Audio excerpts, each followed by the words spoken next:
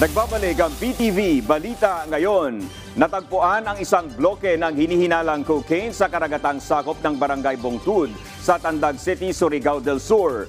Nakita itong lumulutang sa tubig ng dalawang mangingisda noong Biyernes ng umaga at agad naman nila itong na-turn over sa mga pulis.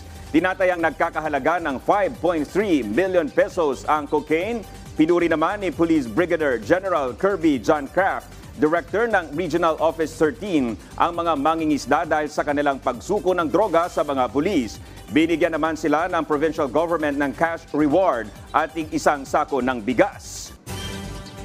Inaasahang tataas pa ang presyo ng baboy sa Cebu City sa mga susunod na araw.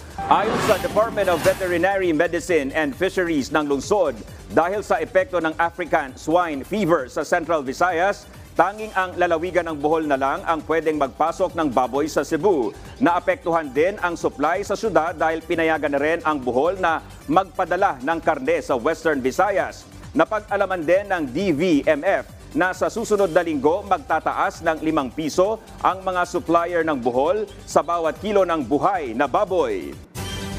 Nakikipag-ugnayan ang Department of Migrant Workers sa South Korea government para magkaroon ng national government to national government approach ang Seasonal Workers Program o SWP sa Seoul. Ayon kay DMW Officer in Charge Hans Kakdak, naglalatag na sila ng Safeguard Protection Standard Contract para masigurong hindi sosobra ang oras ng pagtatrabaho ng mga Pinoy sa Korea na sumisweldo sila na naaayon sa standard wage sa bansa at may mga patakaran para mapangalagaan ang kanilang kalusugan. Habang nagpapatuloy ang pag-uusap ng pamahalaan ng dalawang bansa, pinangunahan ng DMW nitong nakaraang buwan ang pagpapaalis ng 39 na Filipino sa ilalim ng SWP. Sa susunod na linggo naman ay nakatagdang lumipad papuntang South Korea ang ikalawang batch na binubuo ng 70 OFW. Sa tala ng ahensya nitong Disyembre, aabot sa mahigit 3,000 Filipino seasonal workers ang nasa South Korea.